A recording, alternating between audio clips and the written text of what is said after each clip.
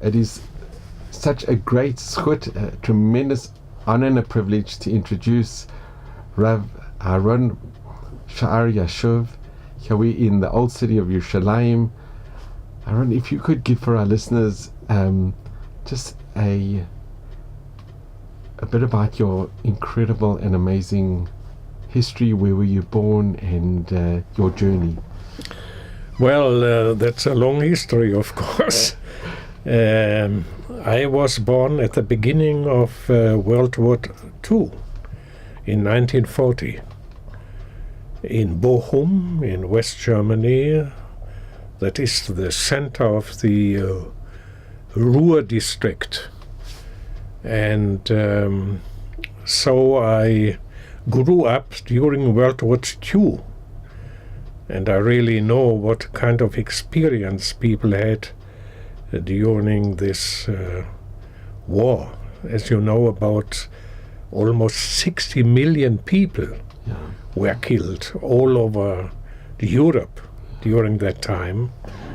And there's a special history within this is, of course, the Holocaust, with 6 million Jews who were killed.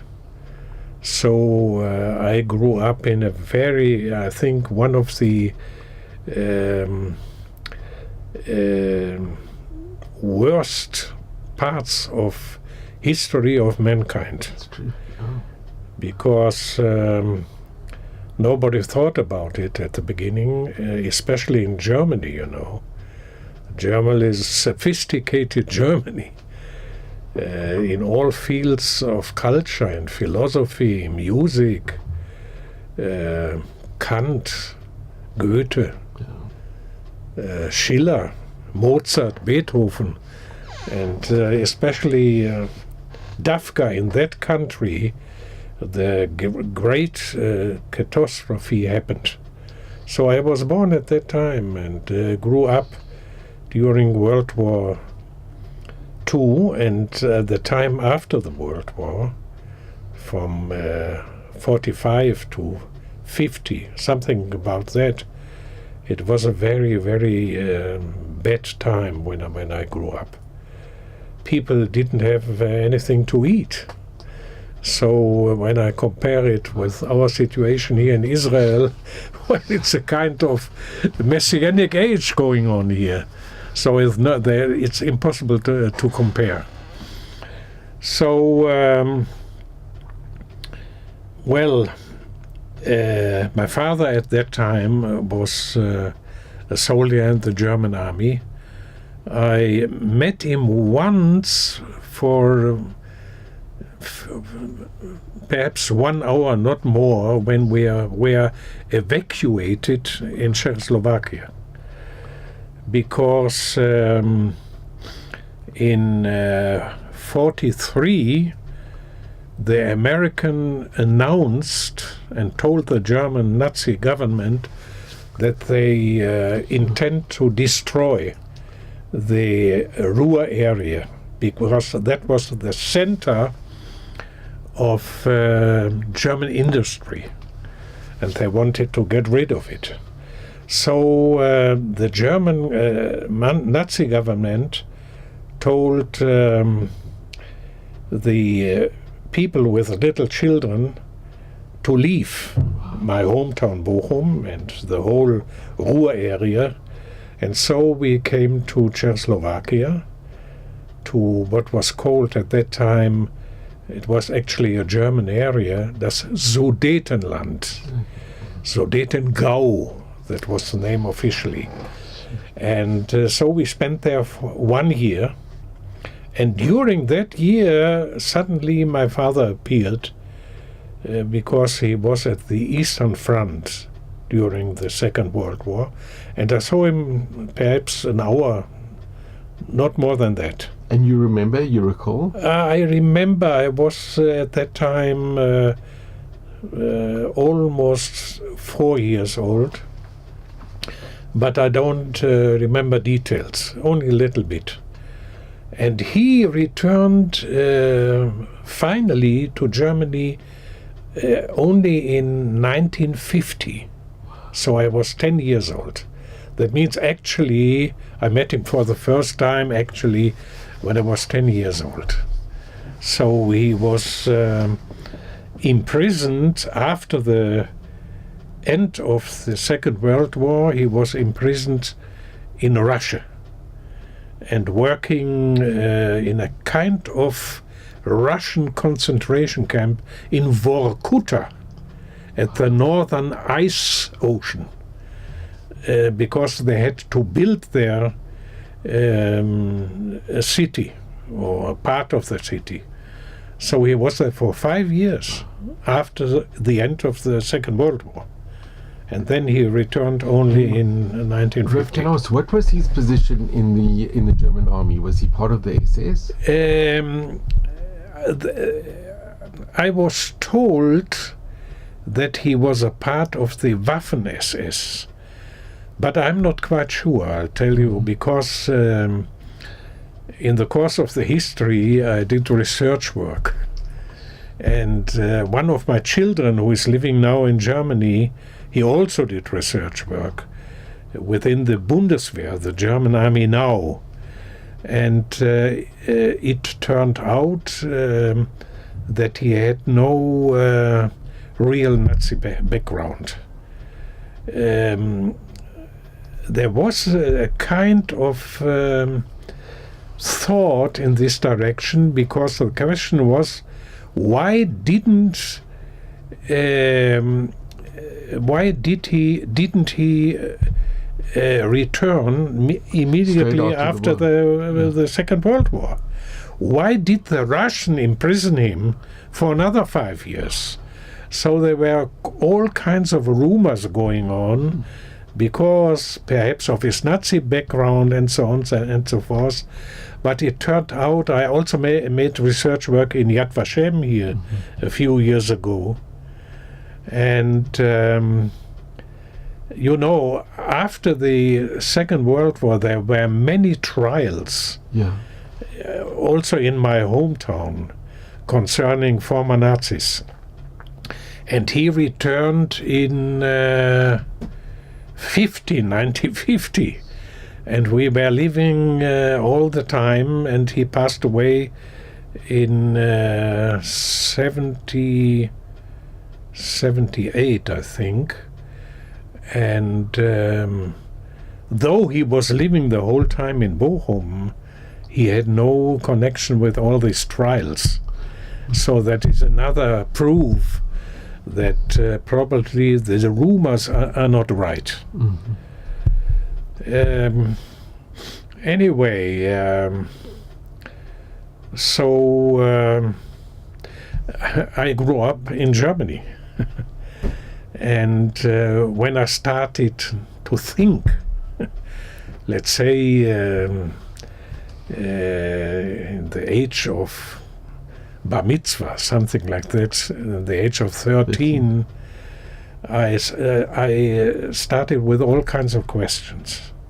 Can I ask, did you have a good relationship with your father when you first saw him at the age of 10? There was not a special relationship, because whenever we talked about recent German history, there was silence. They didn't try to talk about it. And that is another reason for these rumors, because I told about that, and I asked myself, why didn't they talk about the Nazi period? You know, what did my father do? What did my mother do? Well, I only know that both of them, both parents, left the church, because officially they belong to the Protestant Lutheran Church in Germany, but during the Nazi period they left, and my father, of course, was a member of the party. Well, you know, most of the Germans had to be members of the party, so that's not a special event. But anyway, they didn't like to talk about the Nazi period, and that was strange to me. So I even, as a youngster, I made some connections with his past. But as I told you, according to all my recent research work, there was not a real connection with the SS, or he was not an important officer in the German army, though he was imprisoned afterwards. And we still don't know the reason why he was in prison. I really don't know that. You know, he was an architect, and it might be that the Russians used him for this task in Vorkuta, at the northern ice ocean, for building a part of the city of Vorkuta from professional reasons. But there is still this suspect, but I have no reason, I have no proofs for this. The town that you grew up in, was there any Jewish community in that town? No, nothing at all. There was a synagogue, of course, but it was destroyed during the so-called Reichskristallnacht. The Kristallnacht. Crystal Night. That was before you were born. And then afterwards, I learned there were a few Jews in Germany at my time when I was a youngster, but I didn't know about it. But I became more and more interested in Jewish questions. What prompted you, or what arose your curiosity in Judaism? Or you know, if you are dealing with recent German history, you are dealing with the Jewish question because you are dealing with the Holocaust, and the Holocaust is a Jewish affair. When were you first aware of the Holocaust, or what had happened? Well, already as the youngsters.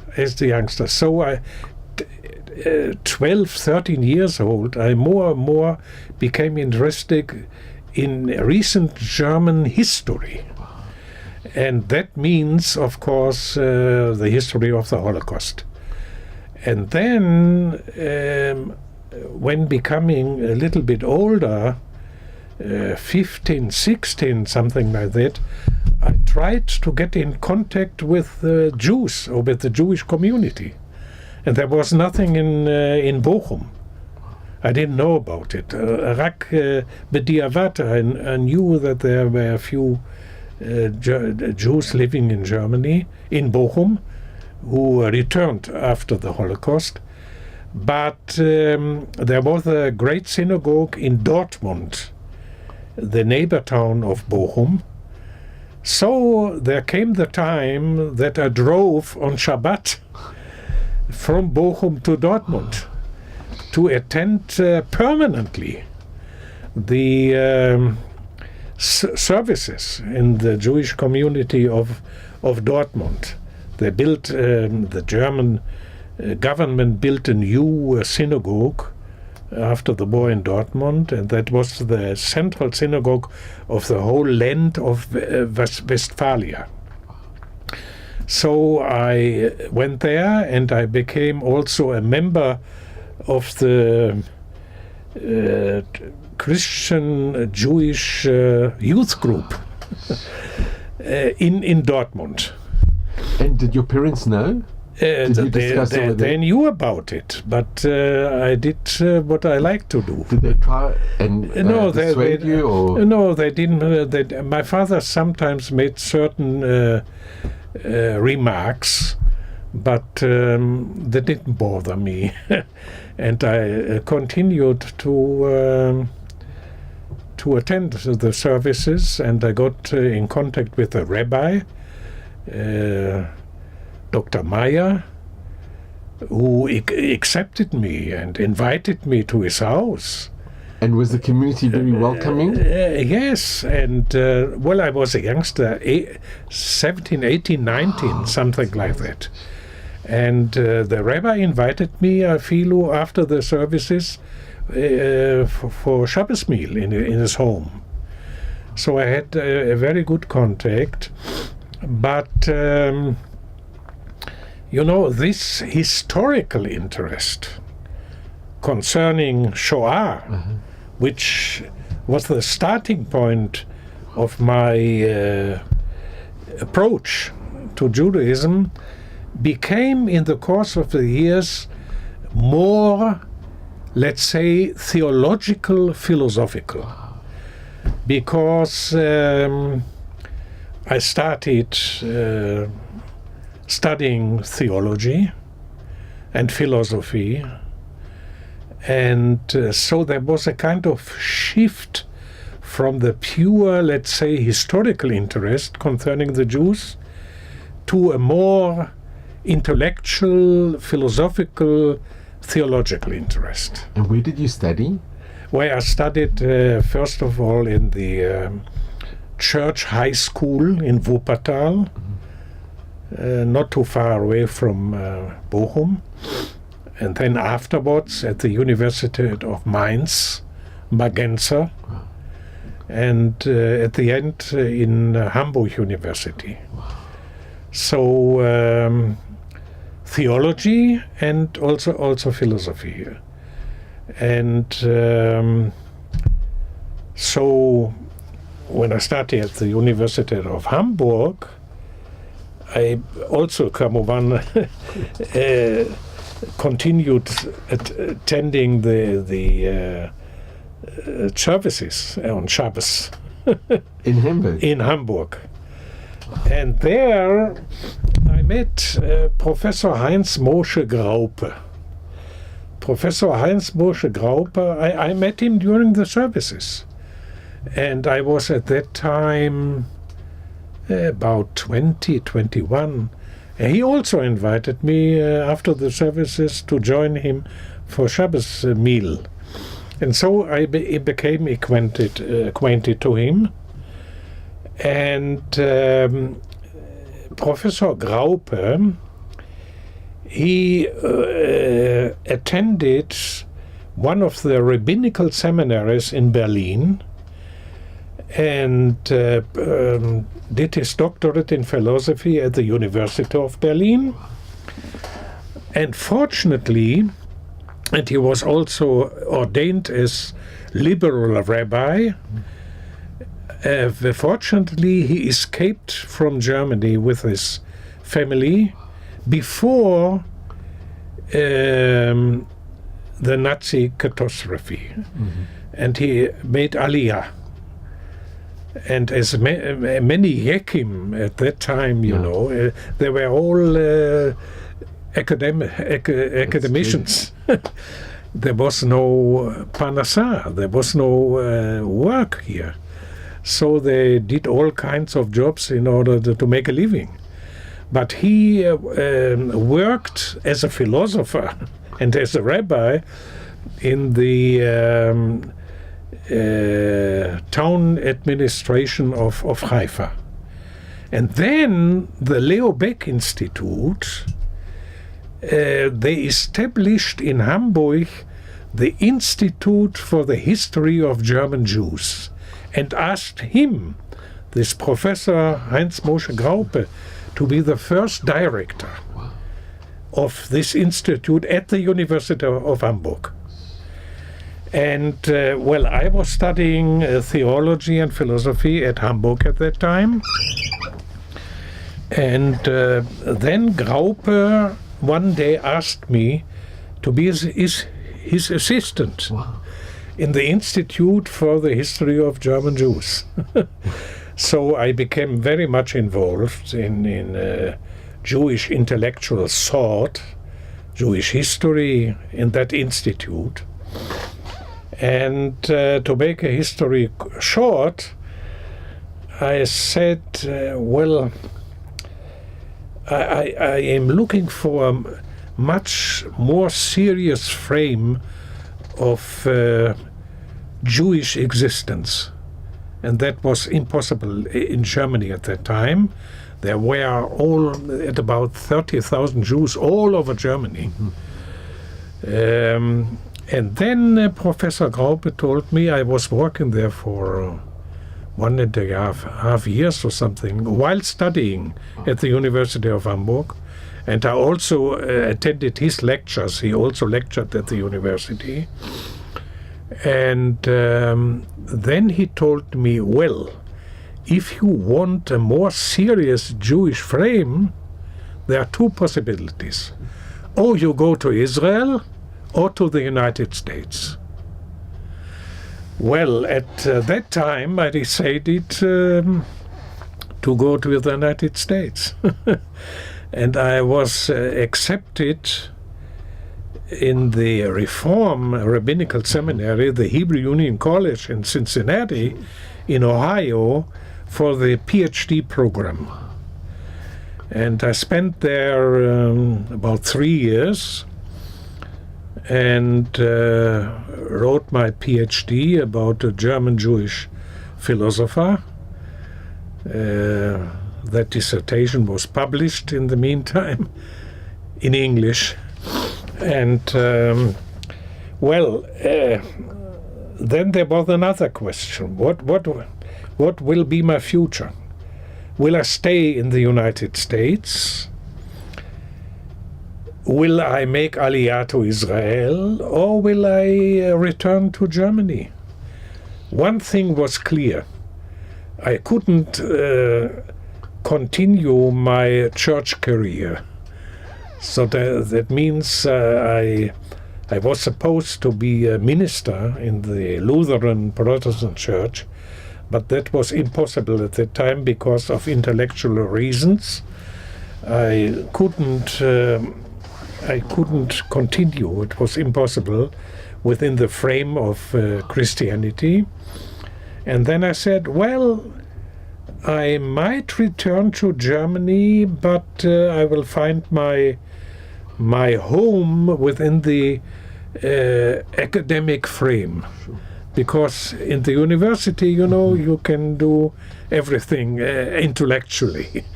But if you are in the church, that's impossible. But then I decided, no, that is not the solution. What will be the solution? To make Aliyah. And then really I decided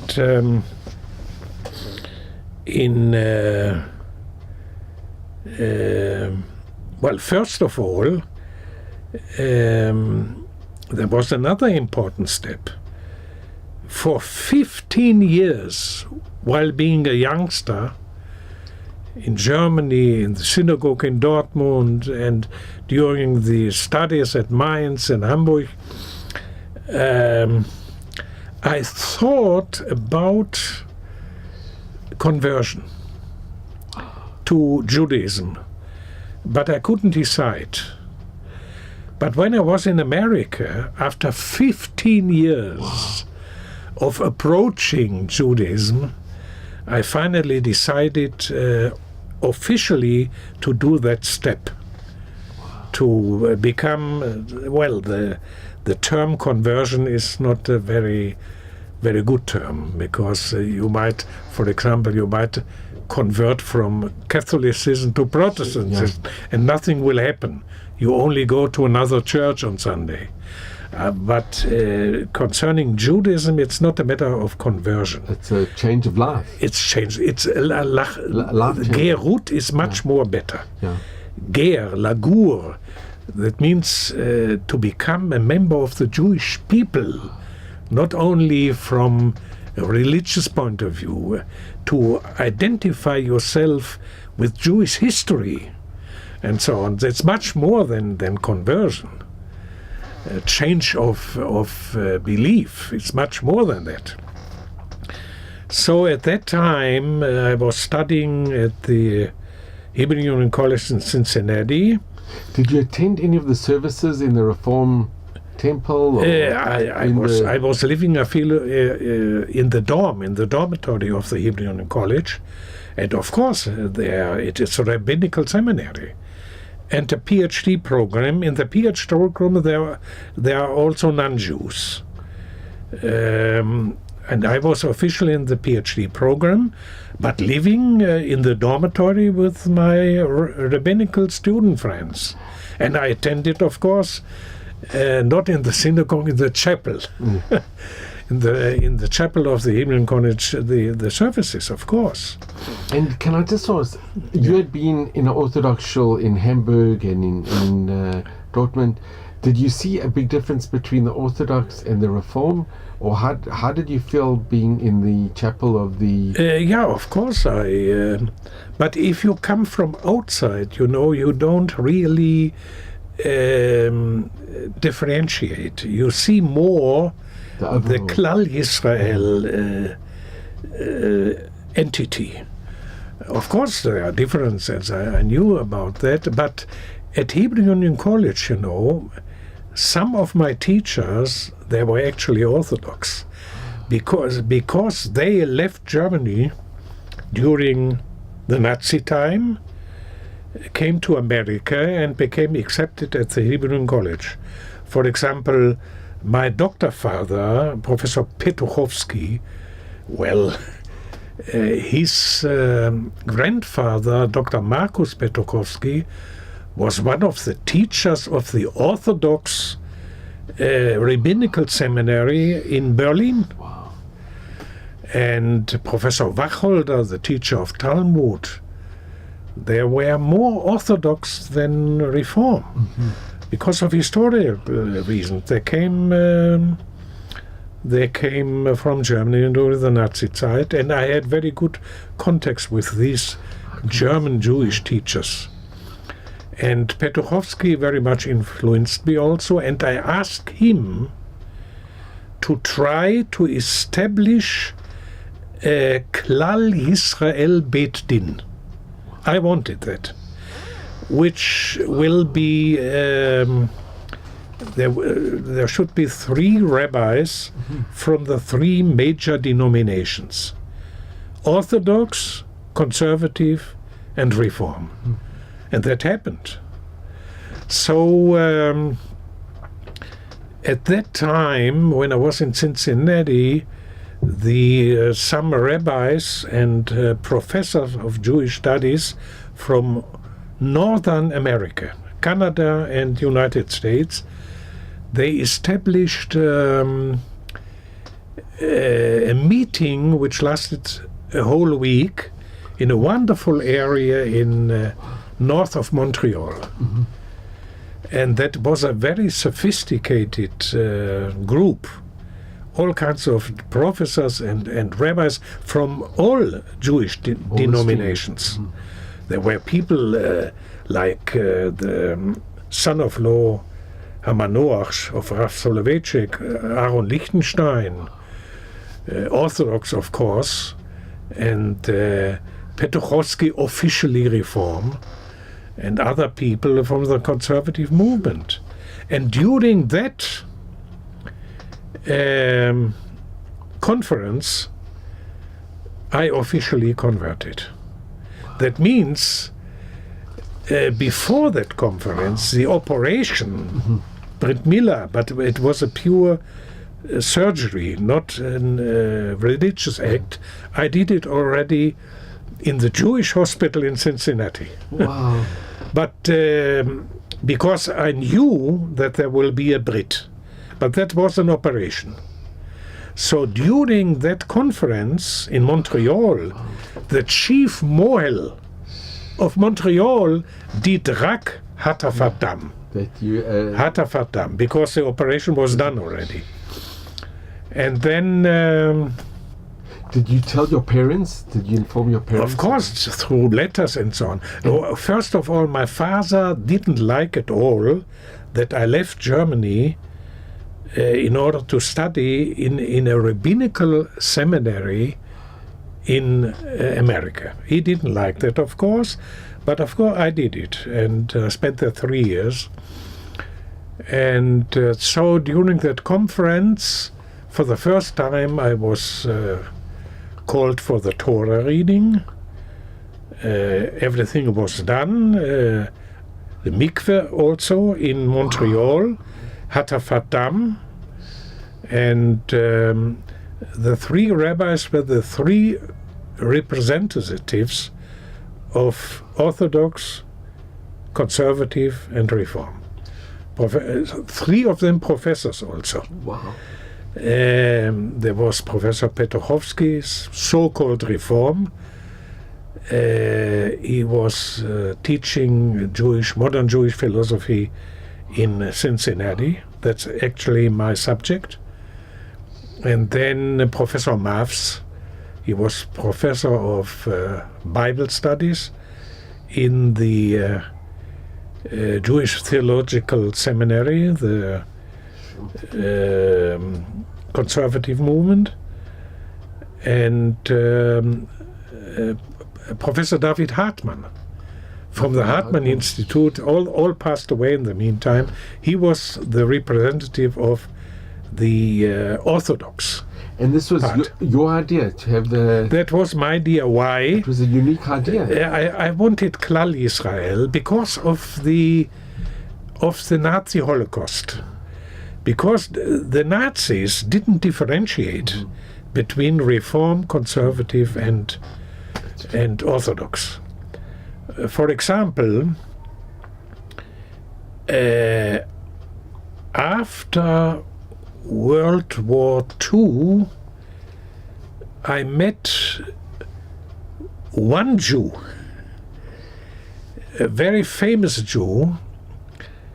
He, Professor Hans Ehrenberg. Professor Hans Ehrenberg was the cousin of the great Jewish philosopher Franz Rosenzweig. Now, Ehrenberg was a professor of philosophy in Heidelberg University, but he was very secularized. He had no Jewish background, actually. Rosenzweig also came from a very liberal background, but he had, because of his grandfather, he had contact to Jewish tradition. Now, Ehrenberg, he came to the conclusion to convert to Christianity. Wow. And he left his important task, ordinarius of philosophy at the University of Heidelberg, studied Protestant theology, and became a minister in my hometown, Bochum. What year was this where he became the minister? What? In what year? What time period? Well, that was before I was born. But that didn't help him, because the Nazis, as I said, they didn't differentiate. And they went back. Because he was a Jew by birth, though he converted to Christianity and became a minister, it didn't help him. So he was taken to the concentration camp in Bergen-Belsen.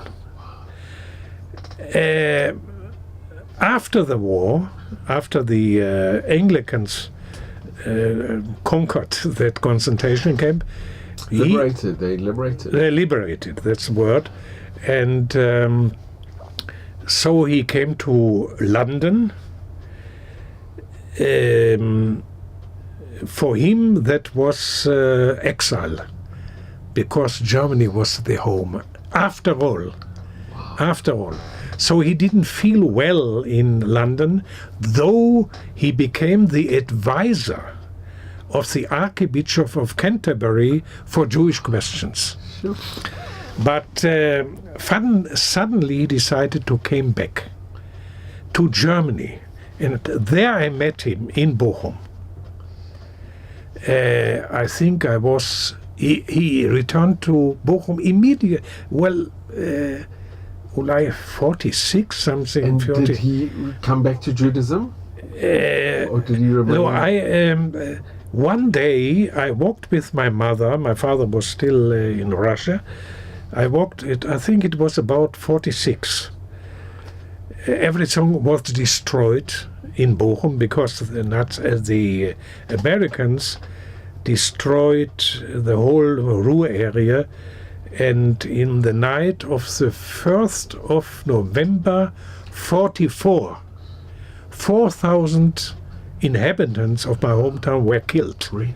So we were in exile in Czechoslovakia. And if I would have been there, I wouldn't sit before And no you. one survived from No, the of bomb. course. So everything was destroyed, and suddenly I walked with my mother. There was an old man sitting, representing the catastrophe. I remember that picture. And then my mother looked. She said, "Ah, the Pastor Ehrenberg." That's the first time that I saw him. And later on, he became one of the ministers of my congregation in Bochum. And very often I attended the services in the Protestant Lutheran community of Pastor Professor Hans Ehrenberg. And I remember his sermons. Most of the sermons were on Old Testament texts and not New Testament texts. I remember very well. So this man had also a very important influence on me. And later on, when I was on a sabbatical here from my Bar-Ilan University in Heidelberg, I searched for his grave because I knew that he was buried in Heidelberg, where he was teaching before the Nazi time and before he came to Bochum and so on. So that's Professor Hans Ehrenberg. And he suffered as a real Jew. So the Nazis didn't make any difference. There was no distinction. Between those, Afilo Mumerim, like Pastor Ehrenberg, were put into the concentration camp. So that is also one of my reasons that I wanted to join the Jewish people and not a special sect. Like a different sectal part. Yes. Did you ever discuss the concept of the Trinity or with any of the pastors or? Yeah, of course, because during my theological studies, as I told before, all kinds of dogmas of the Christian belief, I couldn't accept them any longer. Especially the dogma of the incarnation. Mm-hmm.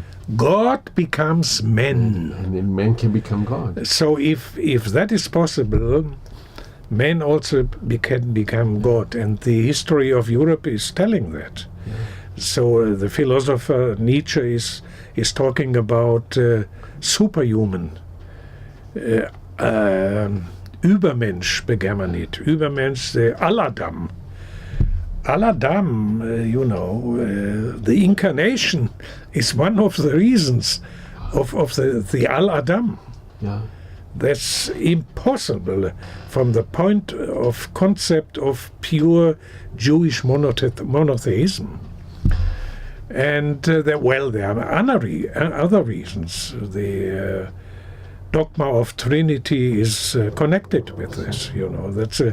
That's a strange dogma intellectually, because according to the Athanasian dogma, all from the 3rd century or 4th century of Christian history, God is man and God. Jesus is man and God. Yeah.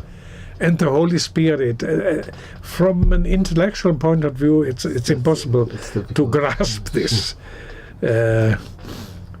So he is also God, and he is also man. It doesn't make sense, in short. And there are other reasons, of course. What I appreciated in Judaism, halakha.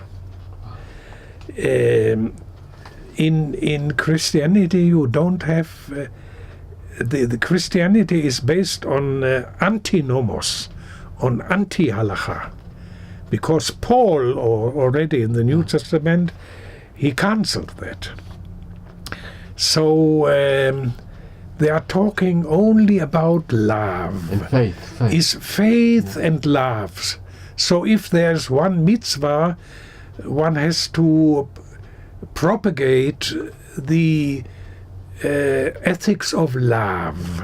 But love has to be spelled out. And it is not spelled out. And therefore, this whole concept of love is a failure in the history of the church. Now, Inquisition, that is love. The Great Death in the Middle Ages, where they accused the Jews to have poisoned the Black Death. Yeah. That's love. The Crusades. The crusade in the Shum area, the Speyer, Worms and Mainz, Rashi area, where the Jews were killed until the Holocaust. That's love. The Holocaust is a product of Europe, of Christian Europe. So now comes Judaism spelling out what love means in the law, in the daily law, which penetrates all realms of life, not only Shabbos, but how to behave in the kitchen, how to behave in sexual life, and so on and so forth. This is a great message, I think, of Judaism, and Christianity failed because they cancelled it. So that is also one of the reasons. When you converted, Yeah. and you told your parents, how did your mother react? Oh. Well, that happened in America. So I wasn't at home in Bochum. They were still living in Bochum. But did you get messages? Or My mother actually, I think I will not say she accepted it, but she took it for granted, something like that. She didn't make any problems. And anyway, I didn't return to my hometown. From America, where that happened, I made Aliyah. I came to Israel, to Jerusalem. Now the conversion story, I have to add a few words, because when I came here to Israel, I was accepted as a pupil in Merkaz Harav, in Yeshivat Merkaz Harav, because I had already contact, because the summer before my Aliyah, I spent 3 months in Israel, and I attended the Hebrew Ulpan in Netanya, and Rav Simcha Cook, who was he was at that time the head of the Bnei Akiva school in Netanya, and he came once a week to give a talk. And so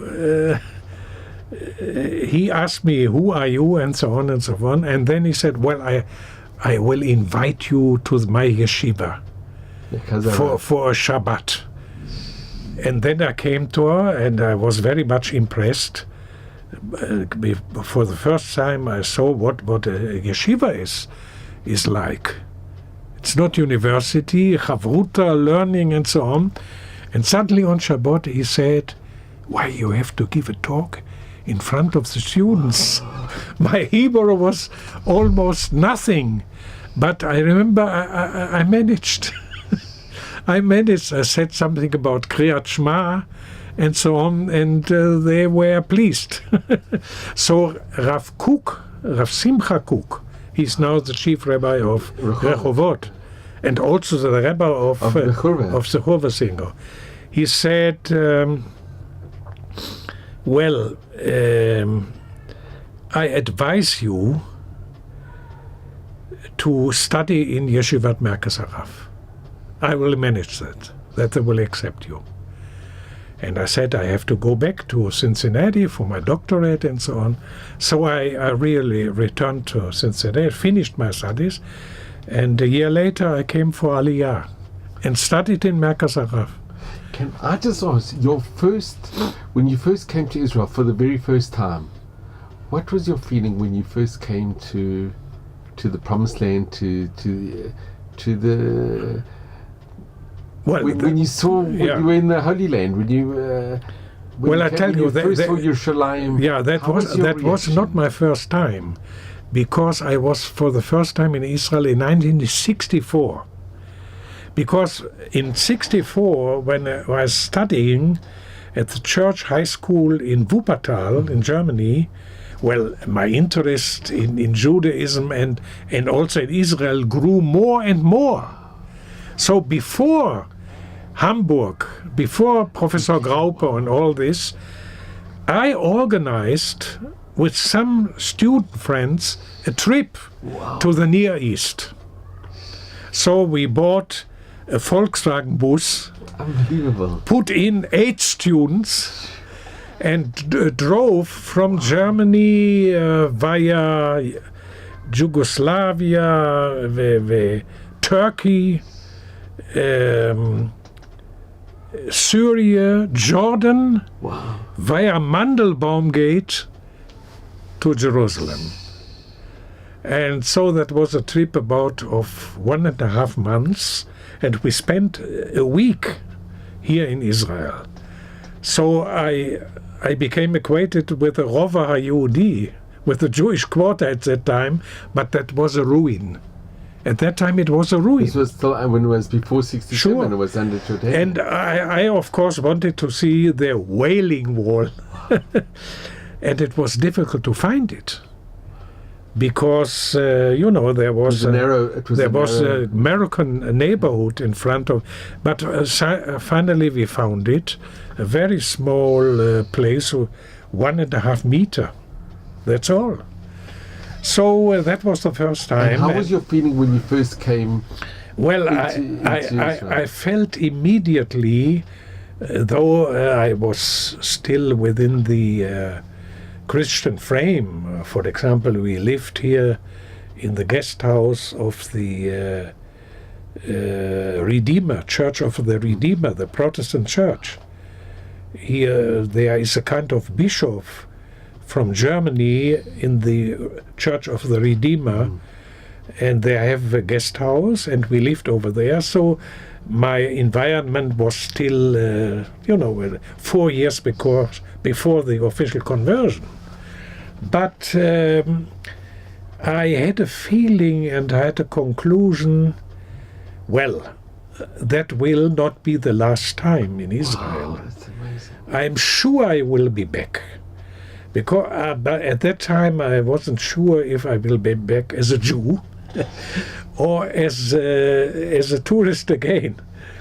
So in the meantime, some other years passed, and the things progressed and developed. But you had a special feeling for the country. Wow. But when I came to Merkaz Harav at that time, I was really welcomed, and they arranged a chavruta for me, though my Hebrew was not very well, but we did manage. But then some of my fellows over there, they asked, where did you convert? And I told the whole story. And then they talked to the Rav Avraham Shapira, who was at that time not yet Rav Arashi, but he was a Ram, Rosh Yeshiva in Merkaz Harav, and he was also at the Beit Hadin in Jerusalem. And they said, well, everything was okay, Brit Milah, Tevilah, Kabbalat Ol, Malchut Shamayim, and all these things. But the three rabbis over there, well, one is conservative, one is reform even, that has to be corrected. Well, then then they said, well, we will do it. Don't worry. And I said, well, I am a Jew already for a whole year. You can't cancel a whole year of my life. And then they told me, well, it's not a new conversion, it's a correction. And then I came to the conclusion, according to the law in Israel, I have to do it. So they arranged a very sophisticated and important Bet Hadin. Well, 3 people were on that Bet Hadin.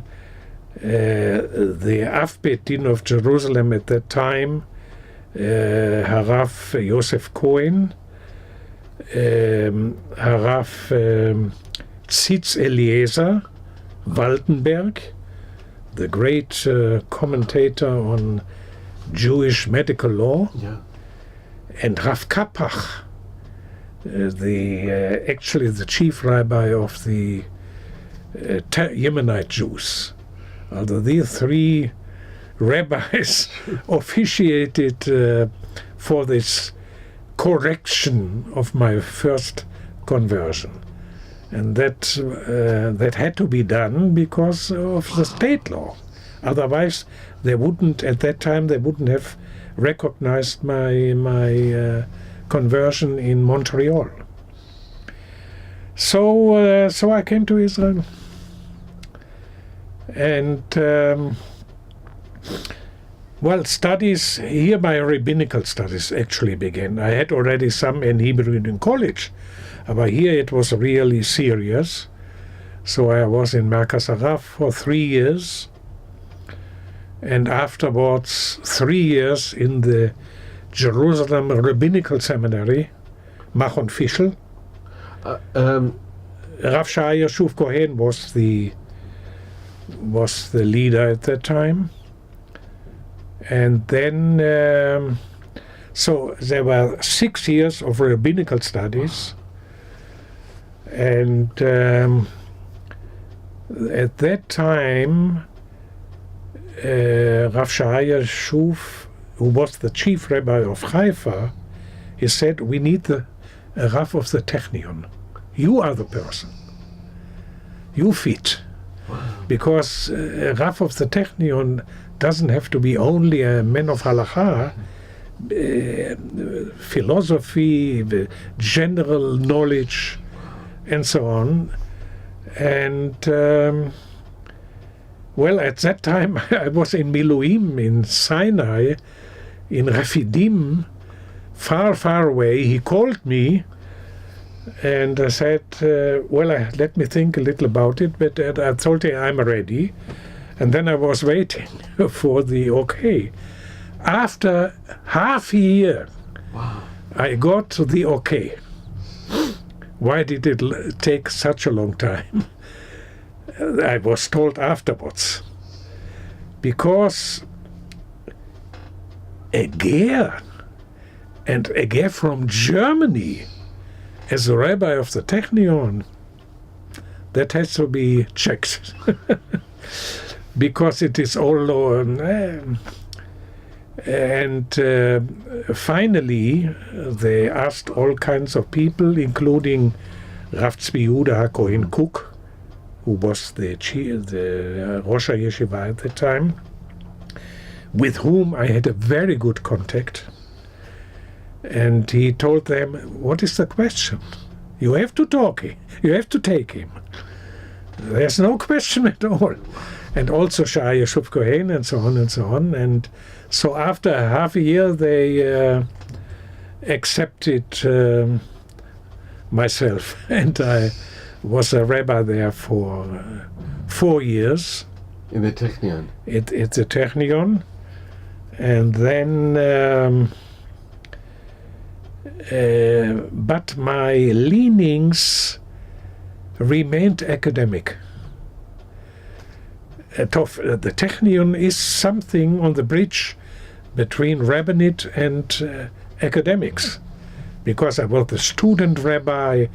I had a chuk of Talmud learning with professors of the Technion, but because I was living on the bridge my whole life between rabbinate and the academic world. So after 4 years at the Technion, I tried to return to the academic world. Finally, I was accepted at Bar-Ilan University in the Department of Philosophy. And there I remained almost 30 years at Bar-Ilan University until I retired, until my retirement 12 years ago. I still contact because they asked me to check all kinds of PhDs and Magisterarbeit, Tor Sheni, v'chule. But I'm no longer teaching, because when you reach the age of 68 at the academy here in Israel, you have to leave. Not in America. In America you can teach until 120 if you feel okay. But here that's a law. So until 68 I was teaching at Bar-Ilan University with a kind of continuation afterwards, another few years. So, and Haifa, you know, our heart is in Jerusalem, especially the heart of my wife. When did you meet your wife? I met her in the year when I made Aliyah. In 1970? In 1970, and I, from time to time, went to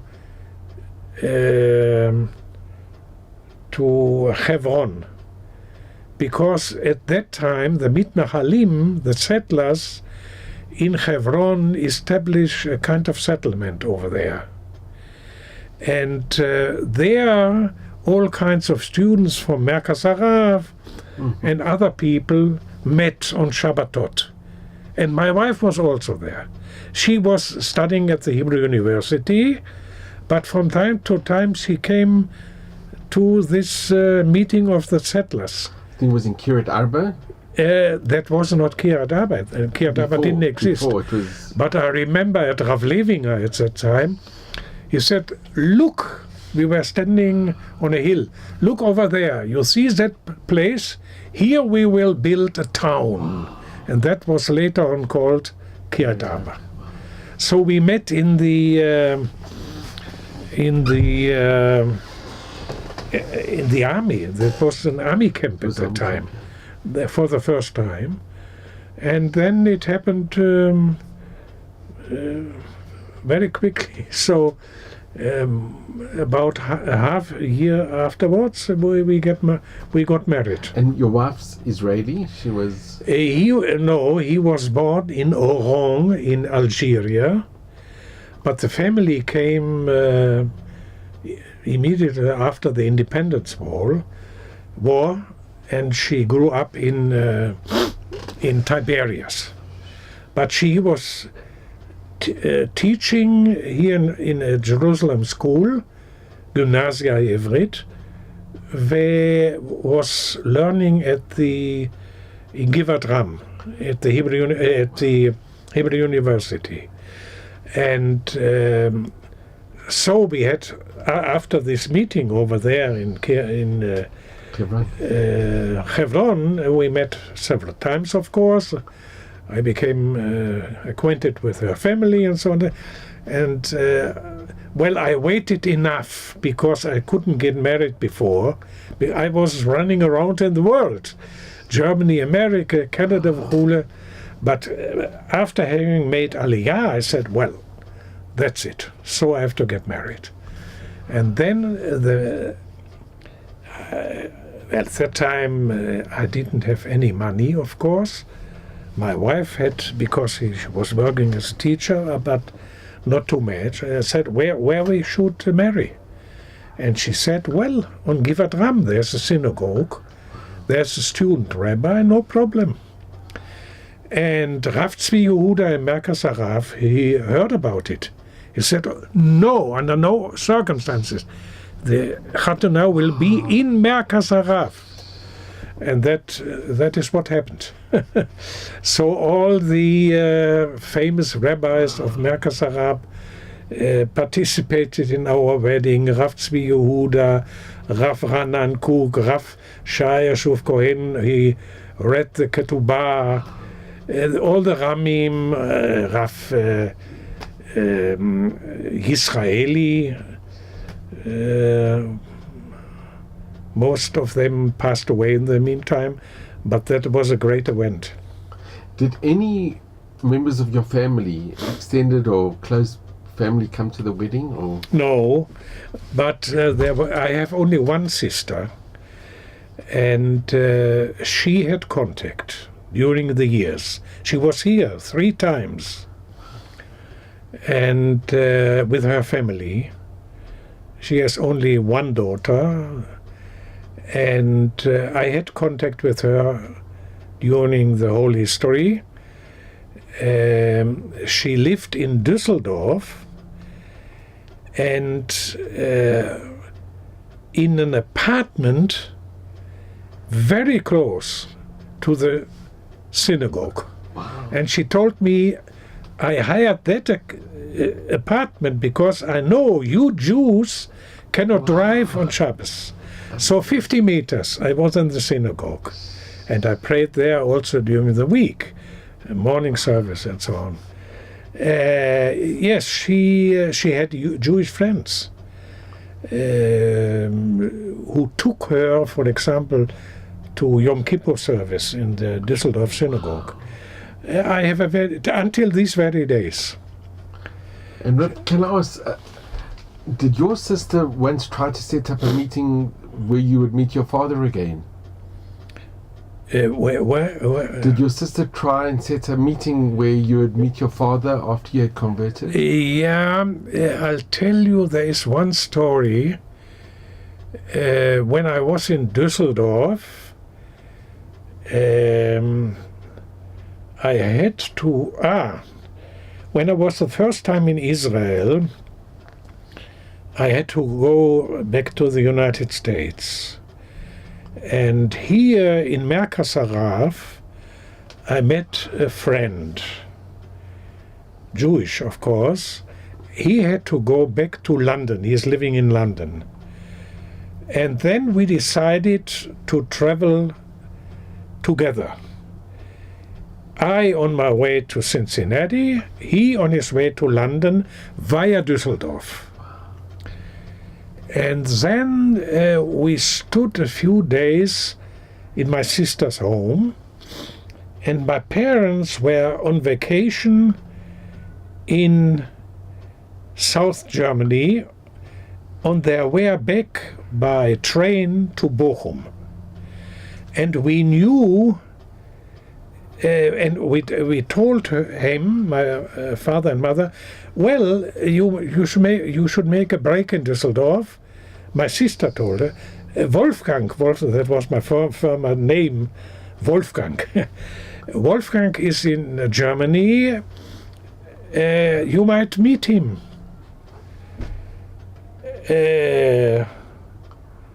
And then she told her and him, there's also a friend from Israel or from London, a Jewish boy.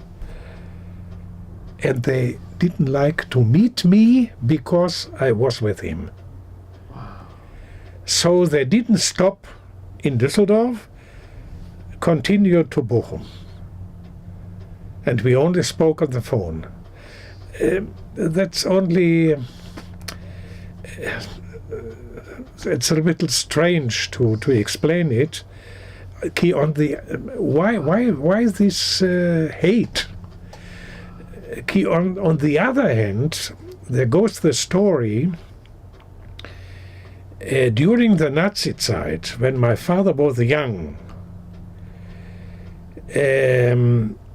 he heard that a certain neighbor, Jewish, with a name, and I remember Stern, the Gestapo will take him.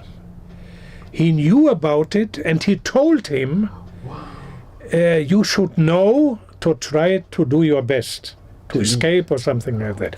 That's a famous story. But on the other hand, he wasn't willing to see me with that the Jewish friend from Merkasaraf. So strange things. Your father actually saved. He was, from the point of ideology, he was Nazi. The Barur, even after the war, and that was the reason that both of them left the church also. And so there was a connection.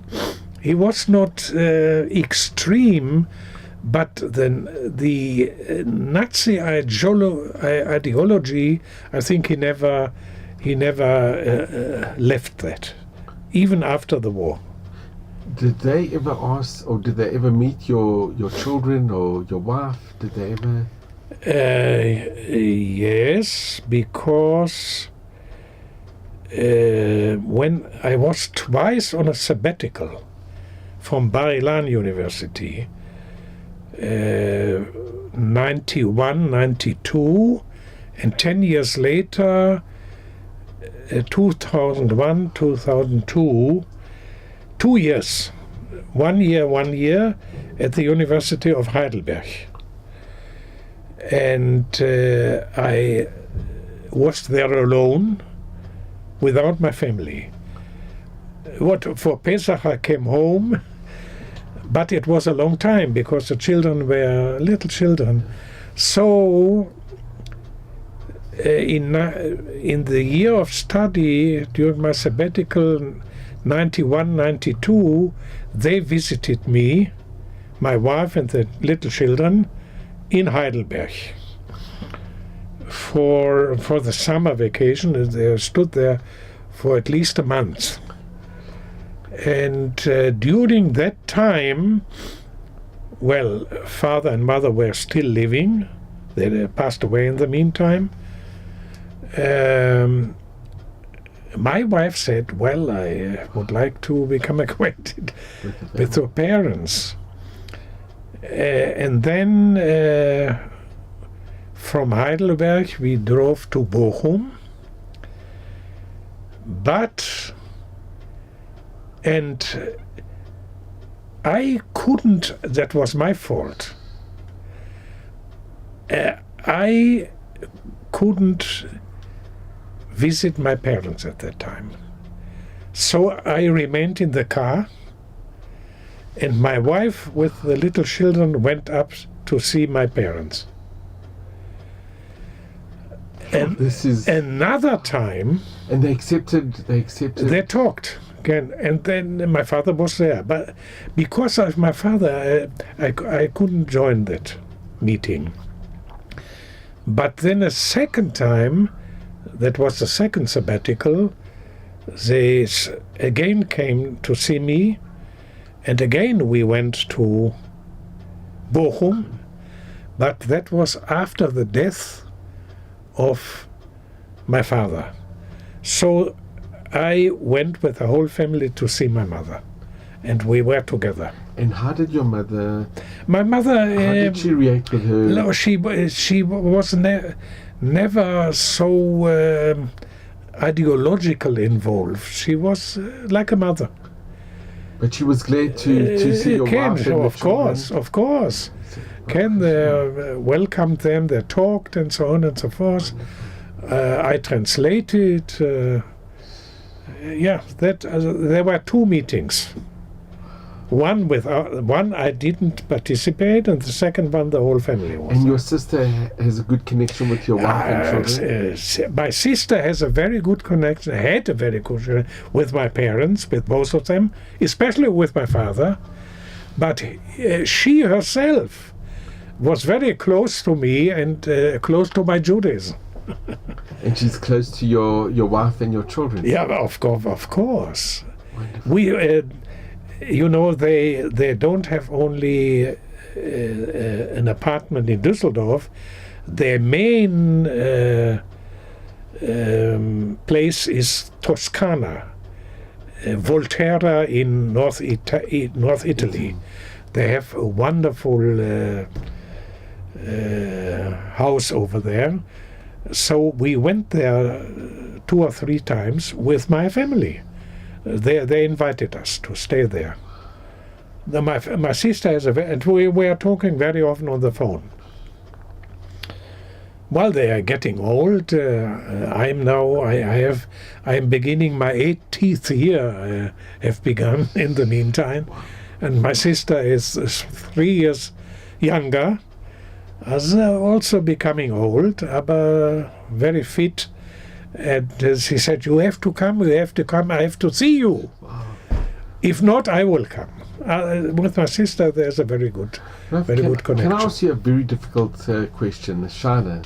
Yeah. When your parents were nifter, did you sit Shiva or did you say Kaddish? No. I remember it was at Bar Ilan University. My father passed away, and then my sister called me, "You have to come to his funeral, because if you don't come, it will be a great shock for mother." Mm-hmm. So I decided to come. But I was running around at Bar Ilan. It was summer, with sport shoes, not leather. Mm-hmm. And one of my colleagues who knew that my father passed away, he said, you wear these shoes because you are mourning. He thought one has to wear shoes not of leather. Yeah, during the Shiva. Mm-hmm. I said, no, I know. And he asked me the same question. Do you say Kaddish? It's possible to say Kaddish. Yeah. As a Jew, you can say Kaddish, even your parents are going. Yeah. But I know. I went to the wedding, to the funeral, which was a very strange funeral, because there was no minister. He belonged to the very right-wing association of war veterans. So the war veterans with Chatzotzra and things like that, they arranged the funeral. And I was standing in the background, a little bit far away, to see that procedure, which had nothing to do with the Christian funeral. But your mother must have been very appreciative. She very much appreciated. And when she passed away, 6 years later, or something like that, I couldn't come. It was impossible. It was in the middle of the semester, and I couldn't come. And my sister regretted, but I told her, you have to understand, it's a little bit difficult for me from points of view of teaching and studies and so on and so on. So I didn't go to the... and they are buried together in the same cemetery in Bochum. And have you been back since your parents have passed away? Yeah, because I had... Was it? That's your telephone. No, it's fine. Not to worry. Not worry? Okay. So yes, I have been in Germany several times because in order to participate in all kinds of conferences. And have you been back to your hometown? I went back to my hometown. My parents, no, they were at the beginning, yes, I saw my mother before she passed away. I came to her home for a day or so, and I lived with my sister in Düsseldorf. And I have been back to Bochum several times because of the university. And then there is a society, a great society for Christian-Jewish friendship, and they have invited me for the 40th Jubilee to give this main speech over there with the bishops and ministers and so on. I'm not involved in that, but a neighbor of mine, she asked me, so I didn't have a choice because of private reasons, but I'm not officially involved in the Christian-Jewish dialogue. I think because Christian-Jewish is not on the same level.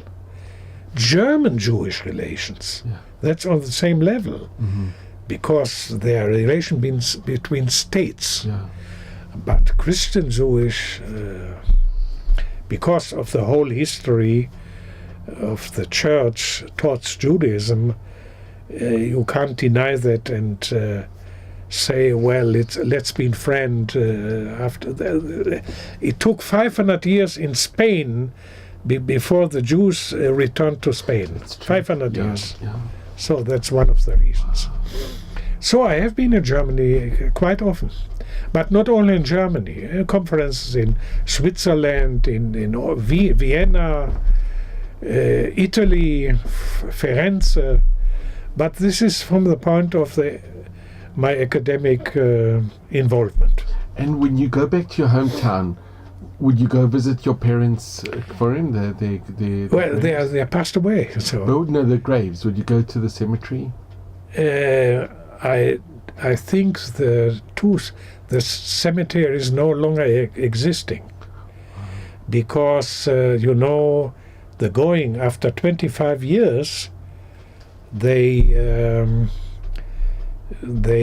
destroy and put other death people in the same place. For example, I had a very good connection with my grandmother, the mother of my mother. There is some rumor, and I think it's not only a rumor, she is of Jewish background to a certain degree. And I felt it the whole time. She was more mother than my mother. Her husband passed away during the Second World War. She was living with us. She never married again. And she also was with us in Czechoslovakia during the vacation. And for her, it was a great shock when I left her for America. Not because I wanted to study in a rabbinical seminary, but she felt she probably will not see me again. And she passed away in the age of 93. I was in America at the same time. And she passed away healthy. Because in the evening they talked and so on. In the morning they found her in her bed. And there is a rumor, she was born as a wolf. So there's a certain idea.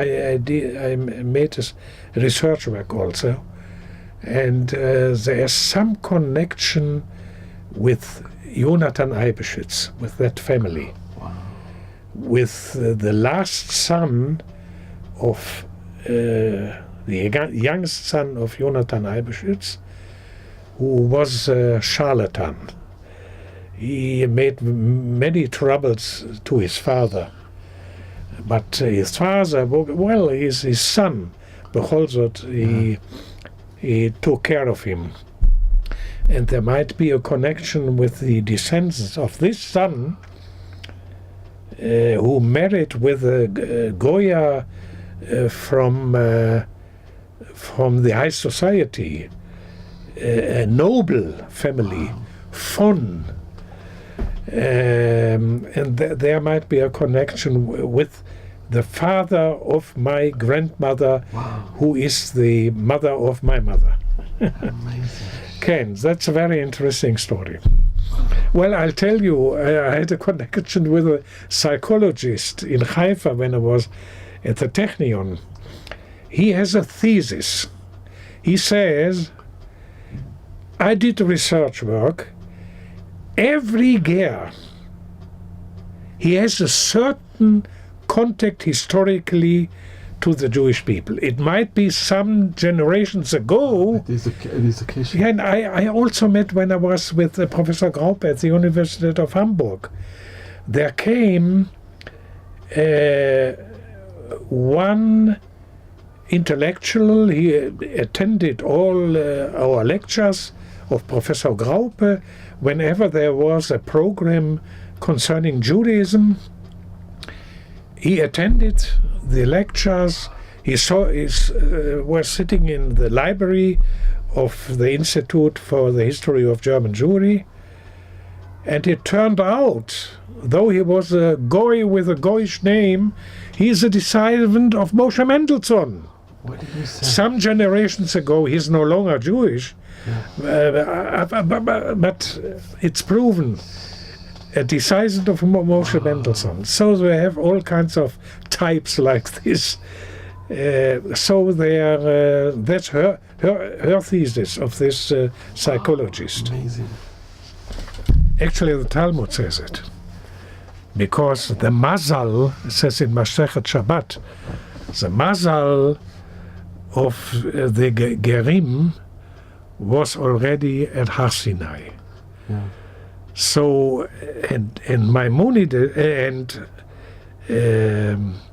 not Maimonides, Rabbi Nachmanides, the Ramban. The Ramban, he says on his interpretation to the Decalogue, who is a Ger? That's someone who is returning to his background. So it is not a new entrance, it is a kind of returning. Yeah. Unbelievable. Well, there are all kinds of machshavot. All thoughts. Yeah. But can I ask, your story is just... Did you read my book? I'm publishing a trilogy, and the second volume is a kind of autobiography. I didn't like to write an autobiography in the age of 50. Usually you write an autobiography in the age of 90. But my students pushed me, you have to write it. So finally I wrote it in German, but it was translated into Hebrew, but not in English. Not yet. But I can give you the Hebrew version. You might read it. I've seen it. I've seen Unfortunately, it's not in English. German you don't read, but I have it in Hebrew. So all the things I'm talking right now, including certain pictures, it's inside the book. You read. It should be translated into English. They should. People asked me, but well, I had enough to do with the academy, and it keeps me busy. I'm still working on the third volume. I hope I will manage it, because that is the decisive volume of this trilogy. because I tried to formulate a kind of systematic Jewish philosophy. How I explain my view of Judaism. Because there are many gates of interpretation, and so I want to formulate my way of interpretation of Judaism. Can I ask you, I mean, there are no words really to describe how amazing and just incredible. Looking back on your astonishing and your journey, which is unbelievable, do you have any regrets, or is there something you would have done different looking back? Of course not from the point of view of joining the Jewish people. I never had machshavot of Christianity, nothing at all. There was one step. I told you before, I was living on the bridge always between academy and rabbinate. So I was also drafted in the Israeli army, and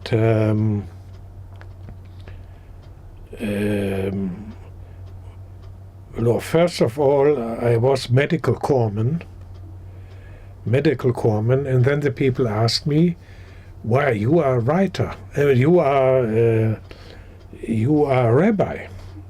Why do you work in the Chela Refuah, as a medical corpsman? You should work in the rabbinate." Or a chaplain. Army chaplain.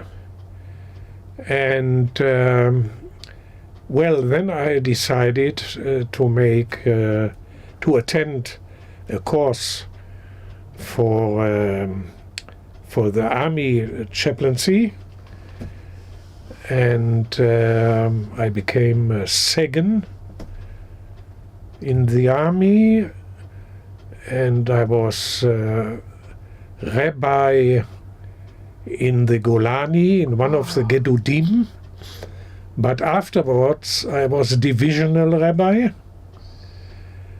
and afterwards I was rabbi of a whole Ugda. I don't know the English equivalent. A whole platoon, a whole unit. A unit, yeah. And I had a very good contact with the chief rabbi of the army, Rav Gatnavon. And one day he told me, "You have to be my successor as chief rabbi of the army." Because he was already old, 70 or something like that. And he said, "You are already chaplain of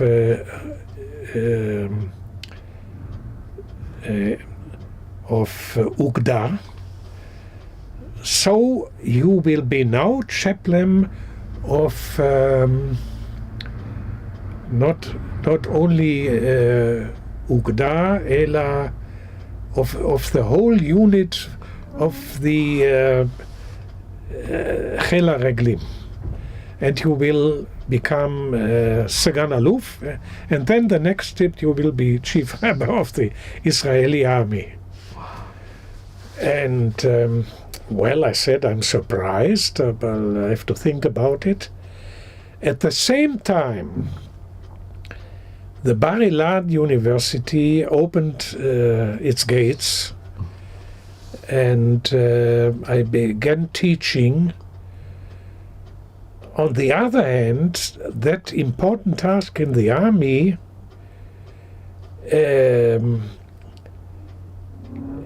they drafted me very often for Miluim, and that couldn't work together. my teaching at Bar Ilan and in the army. That was impossible. So I had to decide, or this, or this. And I told Rav Gattenbaum, give me another few days and I will tell you. And then I came to the conclusion, no, I will go back to the academy and will not accept that task, though it is an important task in the army. So that is according to question, if I regret or no regret. In this sense, I don't regret. Yeah. Because it took quite a time until I came to the conclusion to continue my career in the army, in the university. So I began as guest lecturer, senior lecturer, and professor. So I finished there at Bar Ilan as professor. So it's a long story, but a little bit you will find in my autobiography. I just want to fucking. I hope you saw me the whole time, because if I can just. Sometimes I just want to thank you so much. Okay. There really are no words to describe my sincere and amazing appreciation. It was a pleasure talking to you. It you. was the greatest honor and privilege, really. Yes.